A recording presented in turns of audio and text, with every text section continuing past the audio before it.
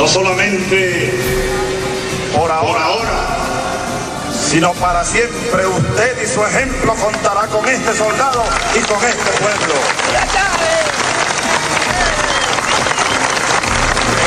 Así como usted lo dice, bajo este cielo inmortal de San Carlos de la llanura venezolana, nosotros los soldados de Venezuela, nosotros los hombres y las mujeres de este pueblo sufrido y humillado, tenemos años pensando en usted, en su ejemplo, en su vida, en sus tropas libertarias, en sus banderas libertarias, en su sangre que como la de Cristo corrió aquí por este pueblo, en su sangre y en su ejemplo, mi general. Y aquí estamos, soldados y pueblo, dispuestos a continuar su mismo camino, dispuestos a recoger sus banderas, que son las banderas de nuestro general en jefe y libertador Simón Bolívar, que son las banderas de estos hombres, de estas mujeres, y especialmente las banderas de esperanza de los niños de Venezuela. Mi general, para siempre cuente usted con este soldado, y más que con este soldado, con este pueblo, y le juro, delante de Dios, delante del pueblo y delante de las banderas del pueblo, que no daré descanso a mi brazo ni reposo a mi alma hasta que hayamos sacado del poder a los corruptos de Venezuela. Te lo juro, mi general. Ni que te aferres a él, me vas a echar en olvido. Tú sabes muy bien que tú, entre cortados suspiros, recuerda que te desmayas haciendo el amor conmigo.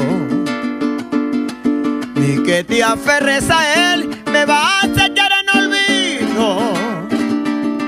Tú sabes muy bien que tú, entre cortados suspiros, recuerda que te desmayas haciendo el amor conmigo. Un imberbe como ese está perdido en mi huerta, fácil presa de engañarle.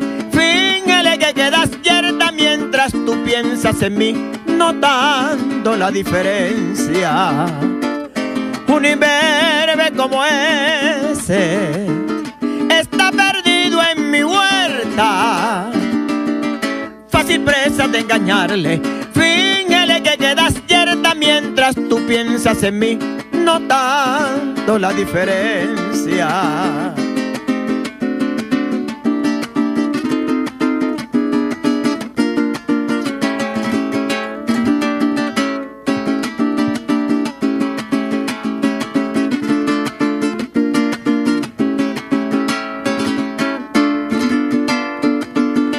Ni que te aferres a él, me vas a echar en olvido.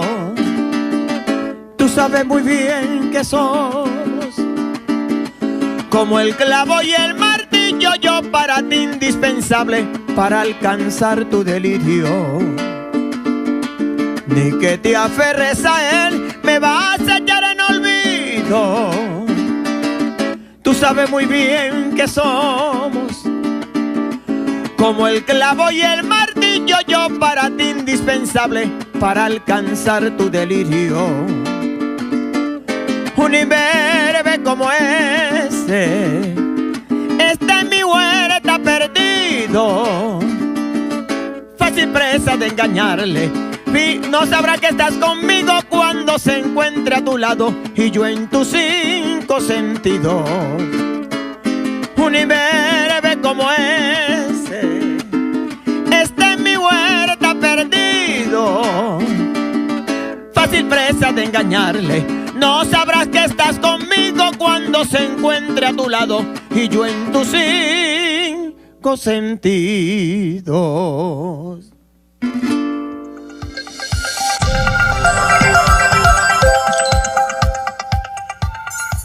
Muy buenas noches, queridas amigas, queridos amigos. Este es el programa número 50 de La Política en el Diván. Y debo comenzar diciendo que me perdone Reinaldo Armas, que me perdone Cristóbal Jiménez, que me perdone Luis Silva, pero hoy ha abierto el programa La Política en el Diván la voz más portentosa de la música llanera venezolana, nuestro querido hermano Armando Martínez, el cantaclaro de Venezuela. Gracias. Nuestro guariqueño universal. Y hoy interpretó una canción algo subida de tono, pero este es un horario adecuado para esa canción, Ni que te aferres a él. Entiendo yo que es el último disco, el próximo disco a salir. Ese es el tema ahorita en promoción del videoclip. En esta semana arrancamos, Dios mediante, la promoción completa del videoclip. Y entiendo que este disco completo lo estás grabando en los estudios de Corazón Llanero en el Teatro Junín. En esa parte estamos. En esa parte. Que es Escalona y la parte de Corazón. De verdad ha sido increíble, ha sido impresionante la explosión que ha habido en todo el país, porque por mucho tiempo estuvo relegada nuestra música llanera, era considerada música de vulgares, música para el populacho, como se decía en el pasado, y la mirada musical de Venezuela estaba allende nuestros mares, generalmente apuntando hacia los países del norte. Nosotros no negamos en modo alguno la fuerza y el carácter de la música universal, pero no tengan dudas de que por mucho tiempo se trató de soslayar esa expresión maravillosa que es la música venezolana. Y Corazón Llanero ha sido precisamente un movimiento para rescatar, no solamente para rescatar la música llanera, sino para rescatar el alma venezolana. Y es imprescindible decir que Armando Martínez ha sido uno de los puntales de ese poderosísimo movimiento llamado Corazón Llanero. Así que hoy que estamos rindiendo homenaje a nuestros héroes, hoy que estamos rindiendo homenaje al general del pueblo soberano, que como dijo Chávez en esa locución en el año 98, el candidato Hugo Chávez, que pronto sería nuestro presidente Hugo Chávez, tenemos años pensando en usted, general, porque por mucho tiempo nuestros héroes fueron relegados, tratando de que en el alma y en la mente de las venezolanas y los venezolanos fuera el olvido el que se instalara. Vino Chávez y rescató, recuperó Bolívar, recuperó nuestros símbolos, recuperó nuestra alma nacional, recuperó lo positivo de ser venezolano, lo afirmativo venezolano, como lo llamaría Augusto Mijares, y también recuperó al general del pueblo soberano, del cual hace escasamente unas horas tuvimos el más grande de los homenajes con razón del bicentenario de su nacimiento. Así que otro homenaje, qué mejor homenaje para ese centauro de los llanos, verdadero centauro que no traicionó a su pueblo, el general del pueblo soberano Ezequiel Zamora, que otra canción de la voz más portentosa de la música llanera venezolana. No, ¿te meto en problemas si digo eso, Armando? No. Yo que cada quien tiene su opinión. Y yo creo que el presidente Chávez recuperó también nuestra música, porque nuestra música estaba en ese olvido, que era nada más de momentos etílicos que se presentaba nuestra música. Nuestra música es tan hermosa, tiene tantos componentes hermosos y tantos ritmos musicales que podemos dar los recitales más hermosos también. Para eso tenemos el Teatro Junín, que hoy el presidente nos lo ha otorgado. Tenemos el estudio de grabación, tenemos la TV Corazón Llanero, tenemos ese programa tan hermoso que sale los sábados de corazón, que Winston maneja, y fíjate que son los niños quienes están a la parte principal del Corazón Llanero, y nosotros como profesores de ellos, pues le debemos dejar una autopista con todos los parámetros, con todos los elogios, con todos los puntos musicales para que ellos caminen ese camino que antes se nos hacía difícil y hoy está mucho más abierto que... Bueno, de verdad muy agradecido te estamos, Armando.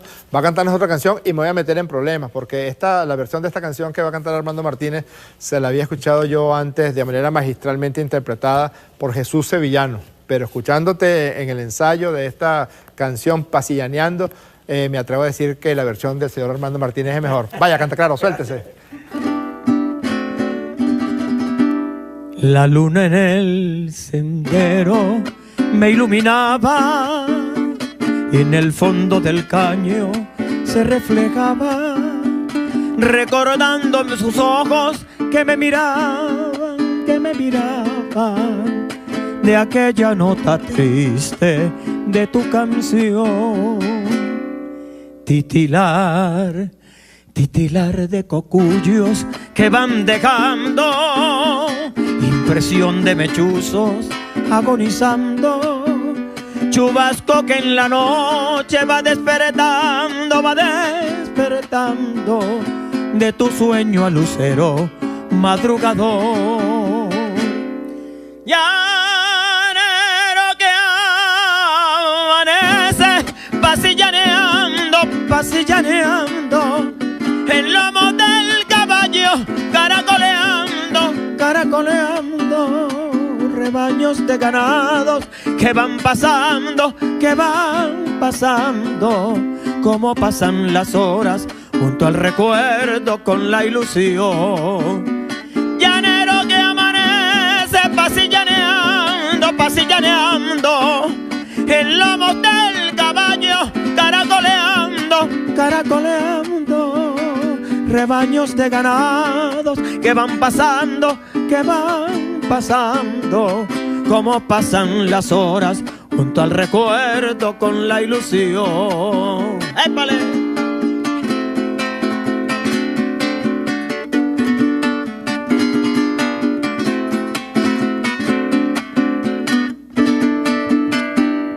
La luna en el sendero me iluminaba y en el fondo del caño se reflejaba, recordando tus ojos que me miraban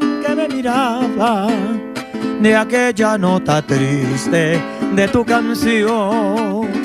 Titilar de cocuyos que van dejando impresión de mechuzos agonizando, chubasco que en la noche va despertando de tu sueño al lucero madrugador. Llanero que amanece pasillaneando el lomo del caballo, caracoleando rebaños de ganados que van pasando, como pasan las horas junto al recuerdo con la ilusión.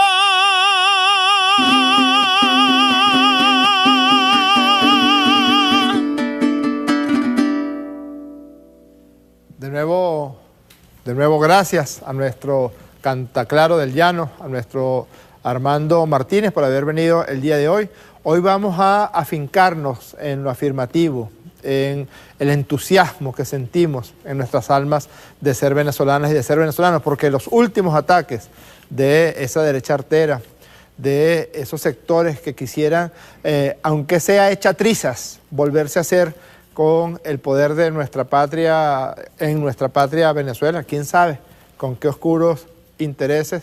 A todo eso hay que oponerle los ejemplos de nuestros héroes que trascienden los tiempos, nuestro libertador Simón Bolívar, nuestro precursor Francisco de Miranda, nuestro general del pueblo soberano Ezequiel Zamora. Los ataques han ido hacia allá, a tratar de borrar no solamente lo que significa para cualquier país, para cualquier pueblo, para cualquier patria, la noción de sus propios héroes, la noción y el conocimiento de su propia historia, sino incluso la alegría de vivir, la alegría de ser y sentirse venezolano. Todos esos ataques forman parte de una campaña. No es que Henry Ramos Alup está loco. Habrá otras razones para aducir que Henry Ramos Alup está loco. Habrá en su momento algún comité de expertos que señale y certifique la condición mental del diputado Henry Ramos Alup. Pero las cosas no van por allá en este caso concreto. Cuando Ramos Alup ataca al libertador Simón Bolívar, cuando ataca a Hugo Chávez y cuando insulta de la manera tan desaforada como hizo de nuestro general del pueblo soberano, de Ezequiel Zamora, lo hace con perfecta conciencia de que estamos celebrando el bicentenario del natalicio de Ezequiel Zamora y de que es el héroe que más cerca está del corazón de los más pobres de Venezuela, para dejarlos y dejarnos sin héroes, para dejarnos sin noción de patria, sin razones para seguir luchando y para seguir viviendo. Hay que tener muchísimo cuidado, no despachar a Ramos Alup como un loco más, no dejar toda esta campaña de xenofobia, de agresión en contra de todo lo que significa ser venezolano. Hoy está con nosotros nuestro hermano Elías Aguas, uno de los altos dirigentes de la Revolución Venezolana, que más cerca está del pensamiento zamorano y que más ha estudiado a profundidad lo que significó en su época, de esos últimos años del siglo XIX, y lo que significa la proyección de Zamora en la Revolución Bolivariana. Vamos a ir a un corte. En ese corte vamos a ir con una locución, la primera locución que tuviera Chávez en la toma de posesión del 2 de febrero de aquel año, que hoy mismo estamos cumpliendo un aniversario más de la victoria de nuestro querido presidente, de nuestro querido comandante, de nuestro padre Hugo Chávez. Este es el programa número 50 de La Política en el Diván. Se pueden comunicar con nosotros a través de las cuentas Twitter, @JorgeRPSV, @PolíticaDiván. También véannos en vivo a través de Facebook Live, Periscope y Ciudad Caracas Radio. Vamos a un corte con las palabras de nuestro Hugo Chávez cuando dijo: esto no es un cambio de gobierno más, esto es un cambio de una época por otra época. Y en esa época es en la que estamos en este momento, en tiempos de Revolución Bolivariana. Ya regresamos. Tenemos que mirar el pasado para tratar de desentrañar los misterios del futuro, de resolver las fórmulas para solucionar el gran drama venezolano de hoy. Y mirando hacia el pasado, en este día crucial para la República, para la nación, para la historia venezolana, en este día que no es un día más, en esta transmisión de mando presidencial que no es una transmisión de mando presidencial más, no, es la primera transmisión de mando de una época nueva. Es el abrir la puerta hacia una nueva existencia nacional. Tiene que ser así. Es obligatorio que sea así. Si alguien quiere saber cuál es mi patria, no la busque. Tendrá que pelear y luchar por ella. Yo llamo a los venezolanos a luchar todos para que tengamos patria, para que tengamos una Venezuela verdadera, una democracia verdadera. Estamos de regreso al programa número 50 de La Política en el Diván. Ya está sentado en su puesto de combate nuestro hermano, el ministro de Educación y gran conocedor del pensamiento, la obra, la acción de nuestro general del pueblo soberano, Ezequiel Zamora. Y yo creo que, previo a la entrevista de Elías, yo quisiera hacer unas breves menciones de una discusión que no es nada pueril. En varias encuestas y en varias oportunidades se ha citado que Venezuela, que el pueblo de Venezuela es un pueblo considerado entre los más felices del mundo. Eso no siempre fue así, muy por el contrario. La década del 80 y la década del 90 venezolanos, sometidos a los rigores brutales de los programas neoliberales que impusieron los gobiernos en esa oportunidad, generó profunda infelicidad, angustia, zozobra, desazón en el pueblo de Venezuela.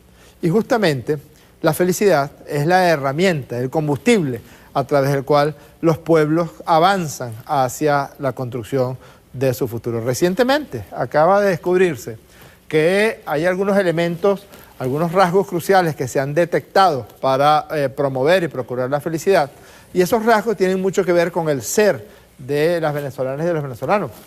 En primer lugar, el entusiasmo. Los investigadores han señalado que aquellas personas que acometen los asuntos con entusiasmo pues tienen más posibilidad de éxito y le dedican más tiempo a la tarea encomendada. Luego está la aceptación de sí mismo.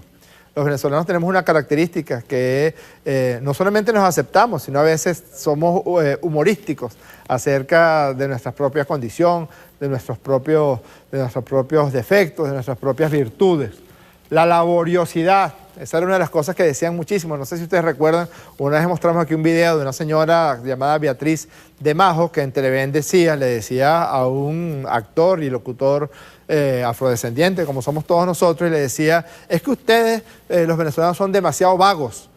Y yo me preguntaba si es que esa señora se levanta a la misma hora que yo veía levantarse a tantas y a tantas mujeres venezolanas para ir al hospital, las enfermeras que siempre nos acompañaban en los hospitales en los cuales ejercíamos la función como médicos, o tantas miles y miles de mujeres y hombres que a diario se levantan con el sol para salir a su trabajo. Luego está la compasión, es decir, compasión, que viene del latín acompañarse. La compasión tiene que ver con entender el sufrimiento del otro y acompañarlo. Y hay un elemento muy importante que además ha explotado de forma impresionante con la Revolución Bolivariana, que es la curiosidad intelectual. Ahora no le meten cabra a los venezolanos y las venezolanas como antes. Ahora los venezolanos conocen su Constitución, leen su Constitución. Yo les decía de todo esto porque ese es el argumento que viene trabajando la dirigencia de la derecha. Algunos asesores de guerra psicológica le habrán dicho a Ramos Alub que la única cuña por la que él se puede colar es a través de la exaltación del odio y la desesperanza para con los venezolanos y con las venezolanas. Esas barbaridades que dijo Ramos Alub sobre Ezequiel Zamora, refiriéndose a un libro de Adolfo Rodríguez, que estoy seguro que no te leíste, Ramos Alub, porque yo sí me lo leí. En ninguna parte dice que Ezequiel Zamora violaba niñas. En ninguna parte dice que era agiotista, que robaba ganado. Muy por el contrario. Es un libro, aquí está el veredicto, Elías, del Ministerio de Educación en el año 77.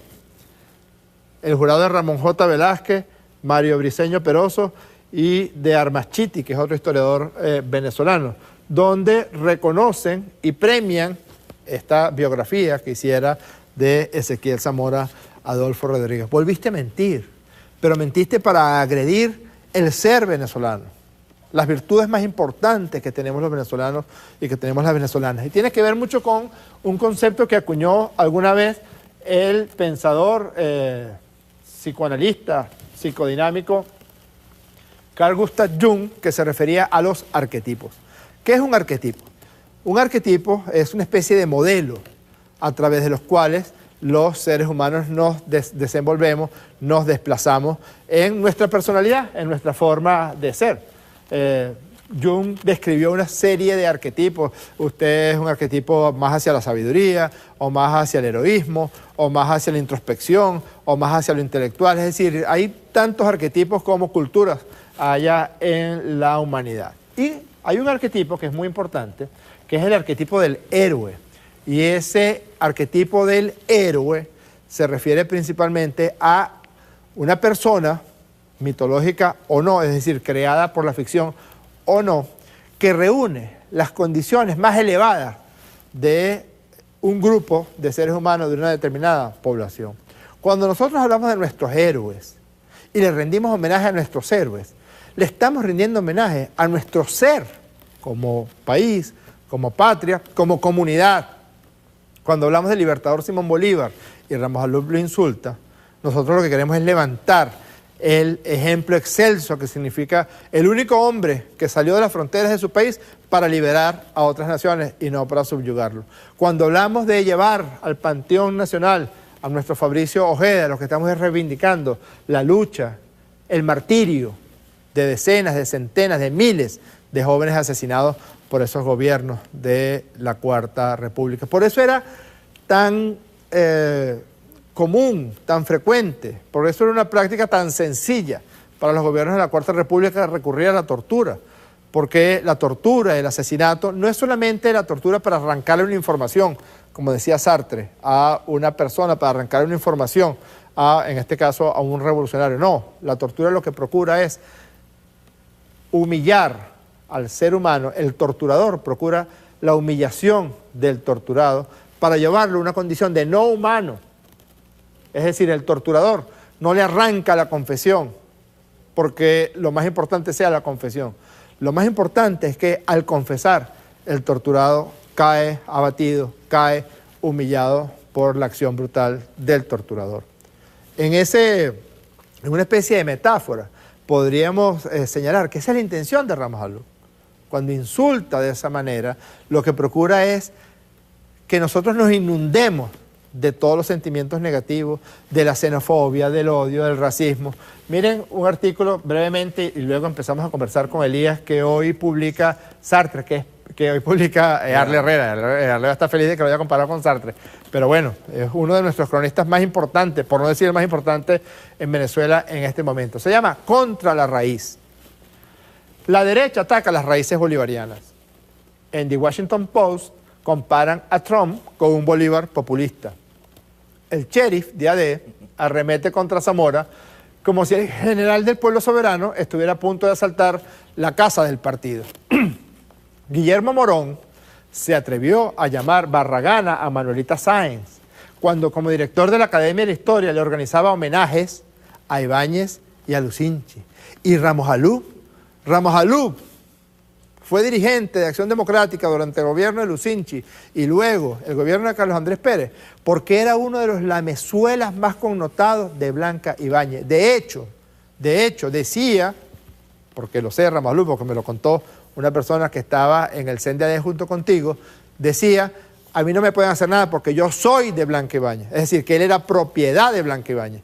Y se atreve Guillermo Morón a llamar barragana a Manuelita Sáenz. La Sony Pictures se une a la aquelarre con una película contra Chávez. Tiene razón el presidente Maduro. El que se mete contra Chávez y los chavistas se seca. Fue la última en el rating. Creo que se gastaron $100 millones en la producción esa para tratar de insultar a través de una miniserie asquerosa a nuestro comandante Chávez, es decir, nuestros símbolos, nuestros héroes, y resultó que no recibió el favor ni siquiera de antichavistas connotados en Colombia. Bolívar vive, cierra Arle Herrera. Elías Agua.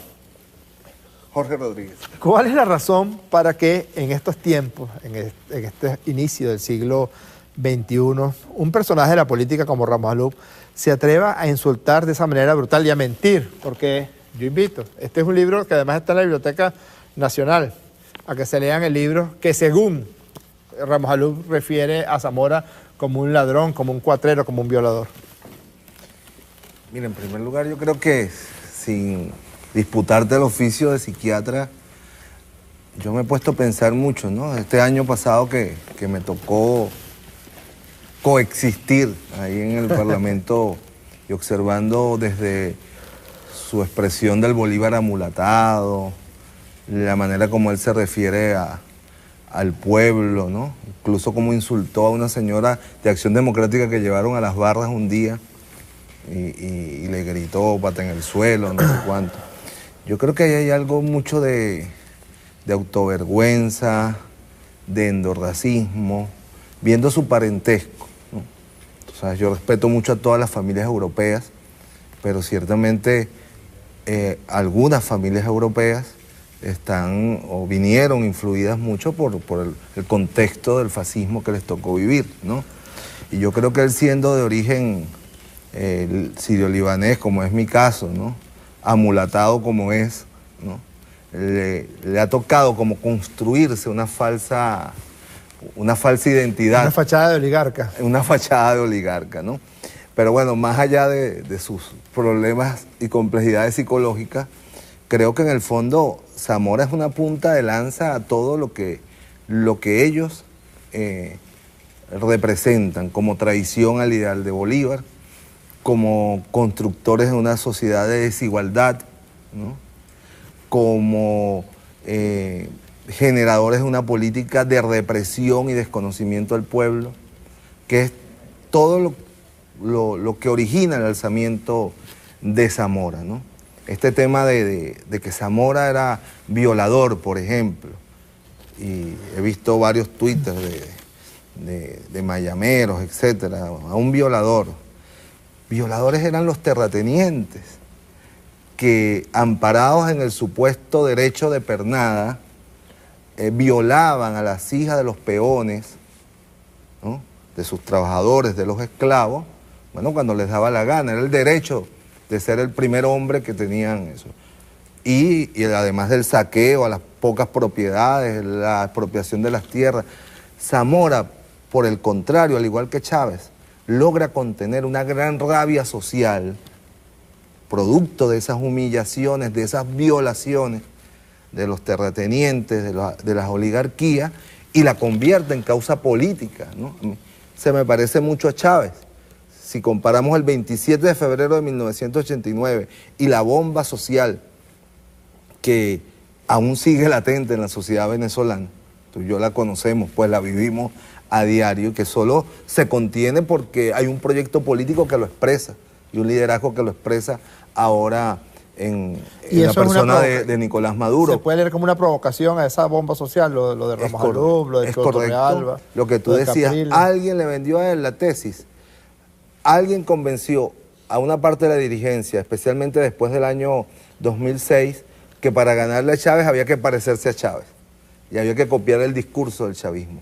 Alguien le vendió a Ramos Alud que había que, por el contrario, generar una política y un discurso de constructor del chavismo, ¿no? Y es lo que por él anda empeñado, pues, ¿no? En descalificar, en banalizar, en intentar ridiculizar lo que son valores profundos en el seno de una mayoría popular que es chavista, porque eso es lo que ellos tienen que entender. En este momento histórico, la hegemonía política y cultural de Venezuela es chavista. Esa es una realidad. Y alguien le dijo, no, bueno, tú para poder ganar no es que te tienes que parecer a ellos, sino deconstrúyelo. Ahora, ¿qué es lo que tú dices que hay que tomar en serio y me parece correcto? Porque esta gente está pugnando por llegar al gobierno, por cualquier vía.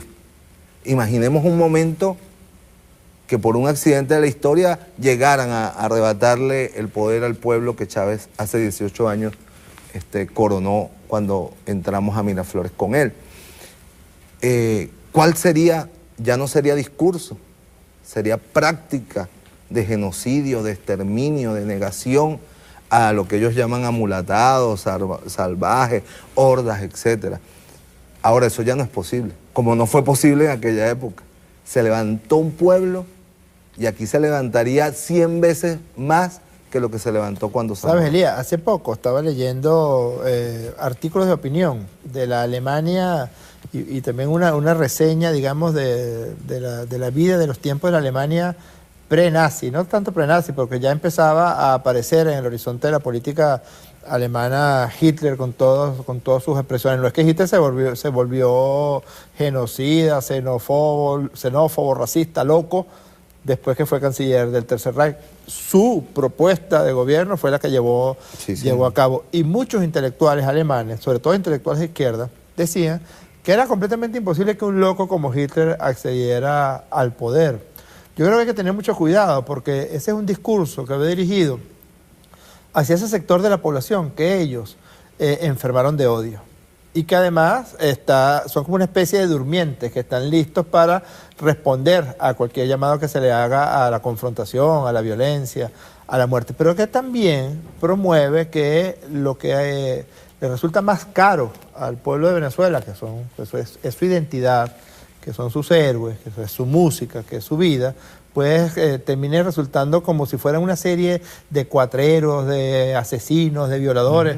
También leí muchas reseñas que insultaban al Libertador como eso, como asesino, como esclavista.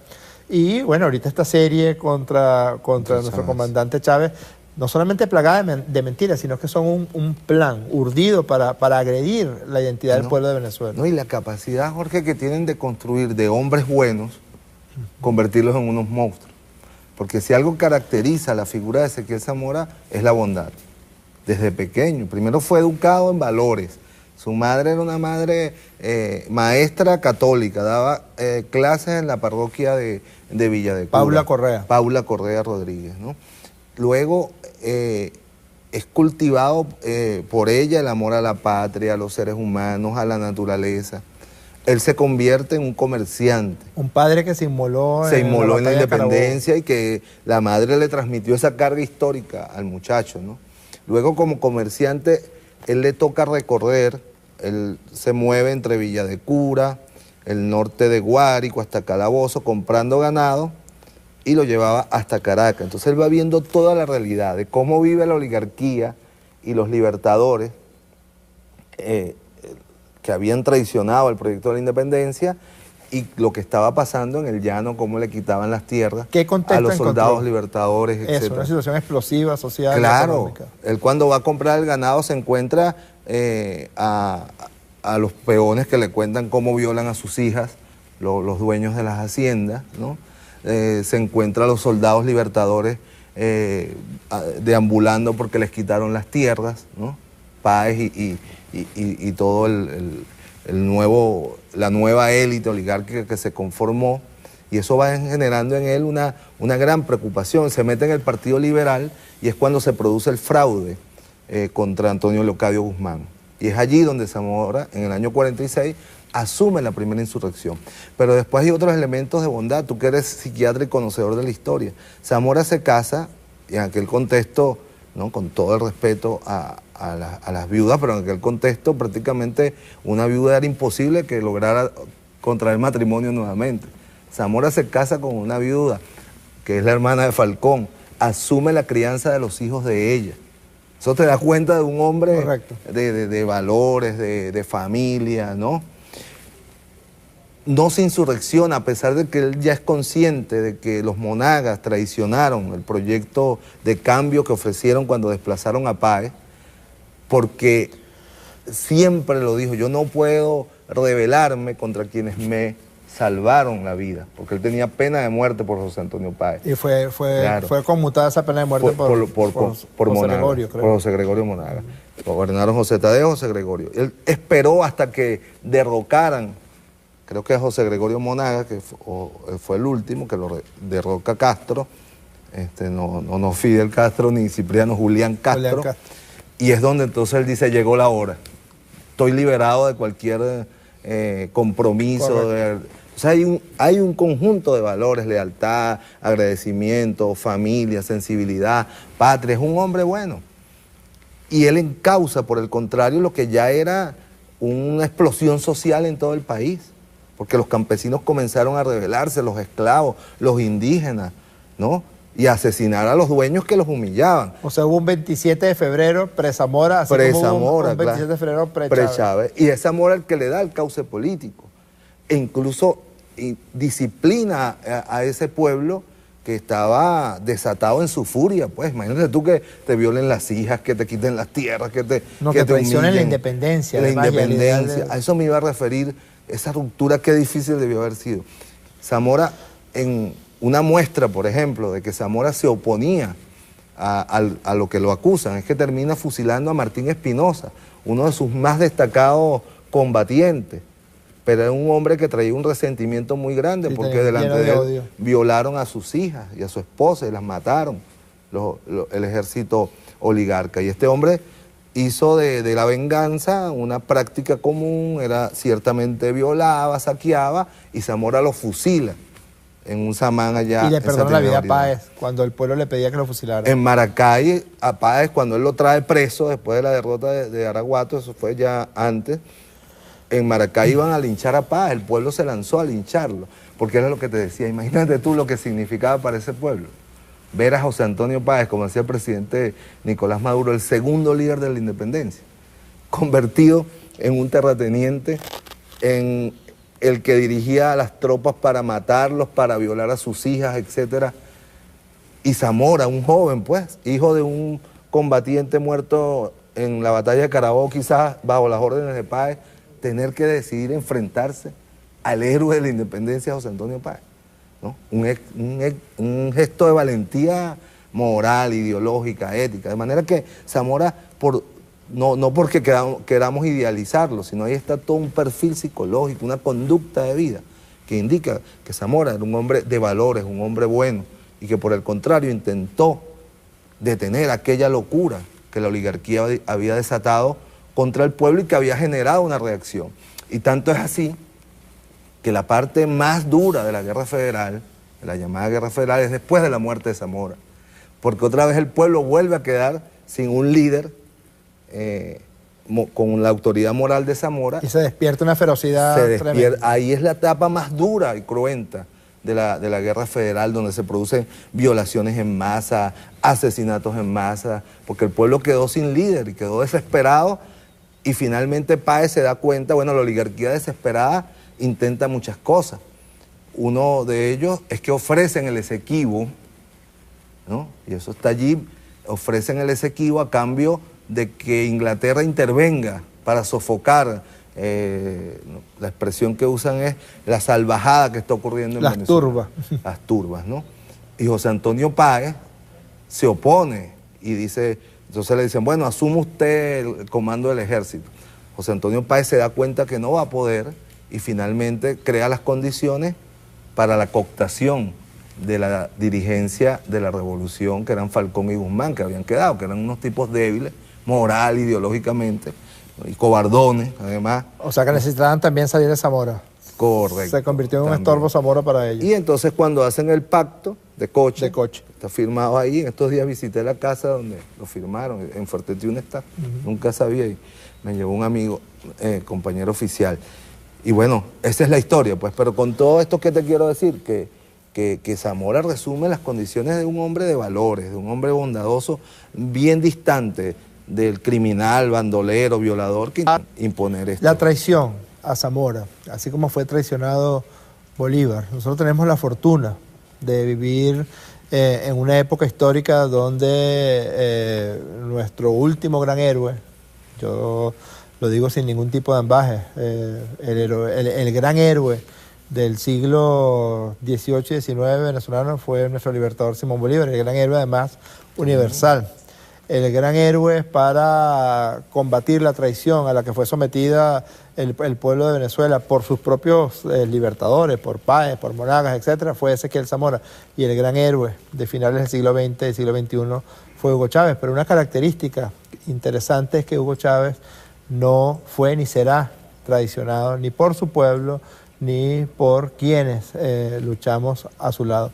La traición a Zamora, ¿tú crees que el asesinato de Zamora, que siempre se ha dicho que fue de una bala que provenía de las propias filas, y muchas veces se ha dicho que Guzmán Blanco y Falcón están detrás de esa muerte?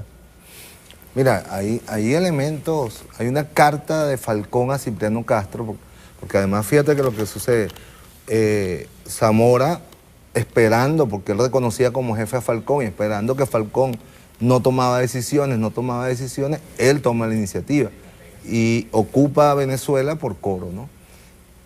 Y pasan aproximadamente, eso fue el 20 de febrero, correcto, ¿no? Que se inicia la guerra federal.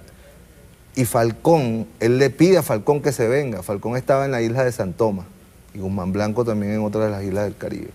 Que se venga, que se venga. Finalmente ellos deciden venirse como en agosto, pero previamente le mandan una carta a Julián Castro, ¿no? Donde le dicen que ellos van y que quieren acordarse con él para evitar la guerra social, porque él no quiere una guerra social, le dice Falcón a Julián Castro, ¿no? Desafortunadamente para Falcón, mientras él está viniendo en el barco, se produce la Sanpablera, ¿no? Que ahí viene el término, en la plaza de San Pablo. La Sanpablera. Ajá, donde derrocan, una facción de la oligarquía derroca a Julián Castro. Entonces él llega y ya el preacuerdo que tenía con Julián Castro queda sin efecto. Entonces él se va a Barinas y ahí se produce un grave enfrentamiento, porque él quiere asumir la jefatura y los soldados de Zamora le dicen, no, que el jefe es Zamora. Entonces inventan un término que presidente en campaña. Y Zamora general en jefe de los ejércitos federales. Y allí comienza una contradicción importante, ¿no? Entre unos y otros por la manera de conducir el ejército, por los planteamientos de Zamora. Ahora, y una cosa curiosa. De manera que hay un contexto claro de que había unas contradicciones muy serias entre Falcón y Guzmán y entre la dirigencia revolucionaria que encabezaba Pero es que fíjate, Zamora. Elías, porque una cosa importante, las piedras también hablan, ¿no? El parque, ahora Parque Ezequiel Zamora en el Calvario, tú eras vicepresidente en el momento en que fue rebautizado ese parque por Hugo Chávez como Parque Ezequiel Zamora, fue un parque construido por Guzmán Blanco, que a pesar de que fue un gran dictador, un tremendo dictador y un gran corrupto también, construyó obras importantes, sobre todo del espacio público de la ciudad de Caracas. Y es curioso que en ese Parque del Calvario, que es un parque en homenaje a la Federación, que tiene en el Arco del Calvario, tiene la fecha más importante de la Federación y tiene una esfinge de Falcón, de Juan Crisóstomo Falcón, no había absolutamente, pero ni una alusión al general del pueblo soberano Ezequiel Zamora. Es decir, como que ellos también trataron, Falcón y Guzmán Blanco, de tapar hasta la memoria de Zamora. Ahora no, gracias a Chávez hay una estatua ecuestre. Nunca se nos olvidará. Nunca se nos olvidará. Y ese día en el tractor, ¿te acuerdas? Sí. Pero sí, es verdad. Ellos hacen una carantoña, lo traen al panteón, a Zamora, ¿no?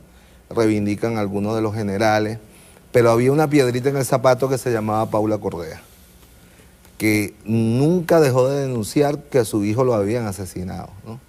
Y de hecho ya próxima a morir, en el año 66, ella le envía una carta a Falcón, que ya era presidente, y ni siquiera se dirige a él como presidente de Falcón, dice, a quien dirige el Ejecutivo Nacional. Así empieza la carta, ¿no? La madre del malogrado general del pueblo, Ezequiel Zamora. Y comienza a descargarlo, porque le estaban haciendo un juicio para decretarla loca. Porque como ella decía que al hijo lo habían matado, entonces dice, no, mayor injusticia de los que beben las mieles del poder, del esfuerzo de mi hijo, ahora me quieren declarar loca y tal. Total que ellos, ante el escándalo que se armó, pues, porque Zamora era un hombre querido en el seno del pueblo, desde 1846.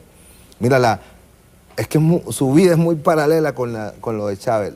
La gran movilización que se da para que salquen a Caldera, iba a decir porque los monagas cumplieron el papel de Caldera. No fue tanto porque los monagas fueran bondadosos, primero porque ellos estaban enfrentados a Páez, pero es que había una gran presión nacional, había movilizaciones. Paula Correa escribió 200 cartas, envió a los monagas, ¿no? ¿Y esas cartas fueron publicadas? Pues sería interesante. Hay algunas, 3 o 4, pero la mayoría se perdieron, ¿no?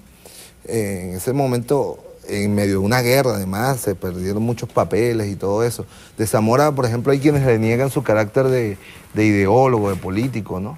Es como decir del comandante Chávez. El comandante Chávez, bueno, escribió algunas proclamas. Bueno, hay una línea editorial importante en las líneas de Chávez, aquellas publicaciones, pero buena parte del desarrollo teórico, ideológico del comandante Chávez es oral. Lo hizo junto a su pueblo en los discursos. Igual Zamora, esa capacidad de sintetizar. Por ejemplo, el Tierra y Hombres Libres del 6 de septiembre de 1846 se puede equiparar al Por Ahora del 4 de febrero. Una frase. Correcto. Y esa frase sobrevivió desde el 46 hasta el 59, cuando Zamora inicia nuevamente la revolución, ¿no? Bueno, se da un gran movimiento nacional de presión para que le perdonen la vida a Zamora. Y es allí donde los monagas acceden, ¿no? Y luego Zamora lo incorporan al ejército. Zamora, al igual que Chávez, como comandante del ejército, estuvo en varias partes del país, no igual. Empapándose además de la realidad profunda. Estuvo en Ciudad Bolívar, fue gobernador de Barinas, que allí renuncia ya porque no quiere seguir con el gobierno de los monagas. Estuvo en el Zulia, acantonado, y finalmente había estado en Falcón y se va a vivir a Falcón. Muchos dicen, no, Zamora, esa época estaba desmoralizado, se fue. No, en verdad no. Fue a preparar lo que iba a ser la invasión. El territorio, se puso a sembrar, a criar cabras, pero en el fondo era hacer un trabajo. Y venía de cuando en cuando en Caracas, organizaba los sindicatos de talabarteros, de cuero, un trabajo incesante, desde el año 53 hasta el año 59. ¿Y de dónde le vendrá a Zamora su bagaje ideológico, intelectual, que lo tenía? Porque hablar de Tierra y Hombres Libres, elecciones populares, horror a la oligarquía, es decir, ya la lucha de clases planteada en términos muy concretos, era un pensamiento algo de avanzada para la Venezuela de mediados del siglo XIX. Él tuvo acceso a literatura, o por lo menos al relato de los socialistas utópicos, ¿no? Estamos hablando ya de 1848, correcto, ¿no? Ya el socialismo es teoría y había ocurrido la comuna, ¿no? De hecho, él toma la estrategia de las barricadas de Santinés, de la lucha en París, de las comunas de París, y tenía un entorno, un conjunto de republicanos y socialistas utópicos que habían venido, porque Venezuela seguía siendo una referencia por Bolívar. Correcto. Y los republicanos. Entonces venían muchos europeos, ¿no? Creyendo que todavía seguía el proyecto de Bolívar. Y allí estaba, él tenía un cuñado que era francés, Casper, Branford. Él se rodea de una intelectualidad europea con la cual debaten abiertamente temas, etcétera, ¿no? Entonces hay un famoso debate que es relatado, no hay precisión pues, pero es un relato donde él debate con ellos sobre la propiedad. Es un tema interesante, porque ellos dicen la propiedad es como decían los anarquistas y todo, toda propiedad es un robo. Debe ser abolida, sí. Ajá. Y él les responde, depende. Hay dos tipos, no es lo mismo la propiedad del Marqués del Pumar, que se la hizo robándole las tierras a los campesinos y tal, que la del veguero de no sé cuánto, que la trabaja de que es niño y niño. Esa propiedad es legítima, ¿no? Es un debate interesante. Sí, porque además ha sido el debate del socialismo colectivizador en su totalidad, o aquel que permite la propiedad de la pequeña propiedad. Como producto del esfuerzo del trabajo. Correcto, ¿no? correcto. Entonces, Zamora primero, lo republicano y lo bolivariano le viene de la mamá. Paula Correa lo indoctrina, pues. Realmente esa mujer hace un trabajo con él, y especialmente con él, ¿no? Hay otro dato interesante. Fíjate que Zamora nace en el año 17, que es el año donde comienza el ciclo virtuoso que ha llamado el presidente Maduro de la independencia. O sea, cuando Zamora nace, habían pasado 5 días de la primera victoria en la batalla de Mucuritas. Y habían pasado 2 años, afortunadamente no nació en el 14, ni en el 15, ni en el 16.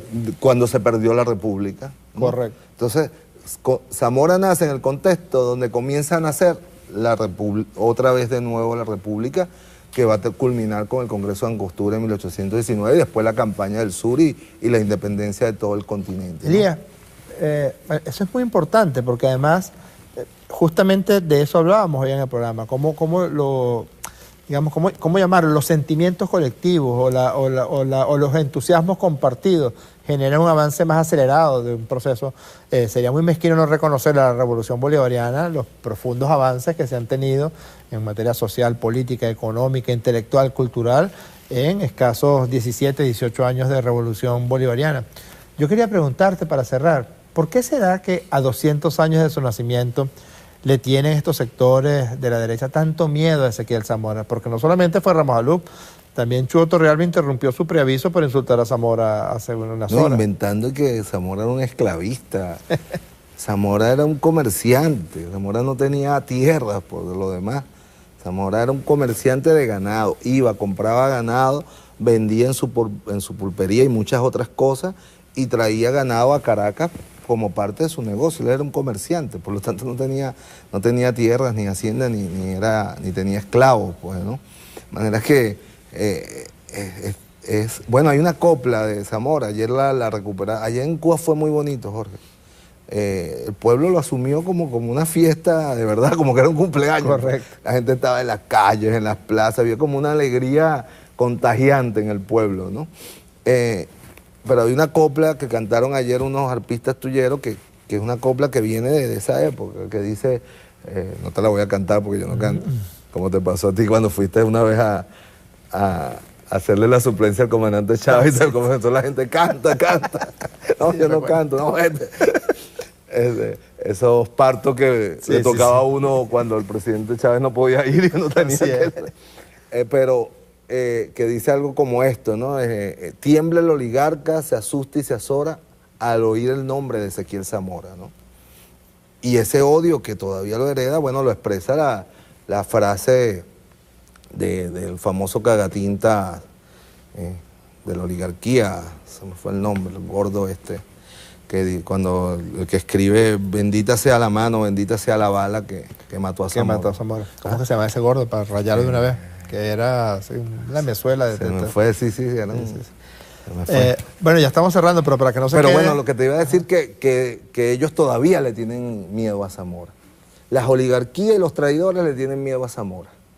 Porque Zamora se insurrecciona contra la oligarquía y contra paz. Es una frase muy dura, es un mensaje que le da a los apureños. Y dice, se refiere a paz en términos muy duros, pero lo más importante que dice, el traidor Páez, verdugo de sí mismo. Qué bueno. O sea, verdugo de sí mismo, o sea, se traicionó a sí mismo. Así es, así es. Y asesino de la patria, y por ahí se va.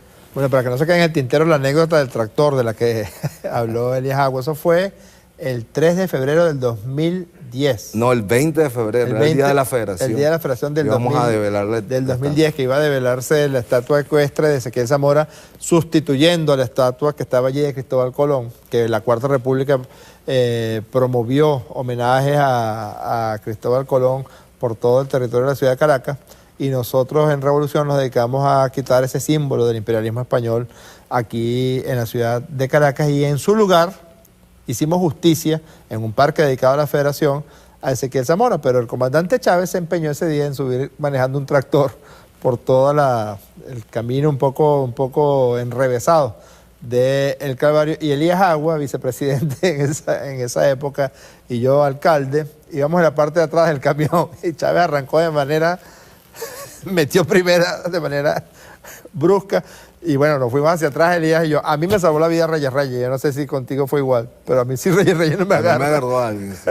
Hubiésemos caído. Y tú dices que eso es un síndrome como que siempre se me olvida, porque yo todavía recuerdo ese momento. A estrés postraumático. No, tú me dijiste otro flashback, que es un síntoma de estrés postraumático. Muchas gracias a nuestro hermano Elías Agua.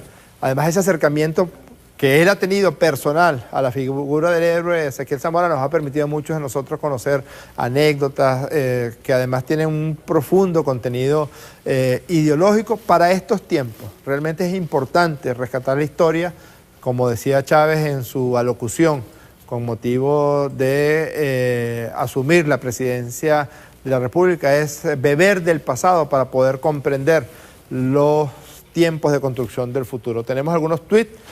@Marco Cantaura nos dice: los venezolanos somos tan felices que a pesar de la oposición le sonreímos a la vida con ternura, con amor y con trabajo. Eso es verdad.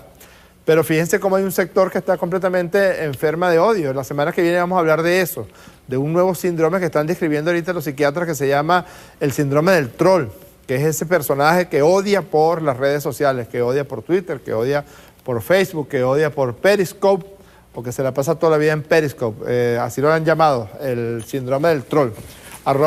@Mapiedad DDD Piso Venezuela. Cada quien da lo que tiene. Este individuo, H. Ramos Alup, es miserable, rastrero, malvado, apátrida, y tiene un plan. Y tiene un plan de que todos esos antivalores se conviertan se instalen como una herramienta, como un arma para agredir a los venezolanos. @JavierEmilio74.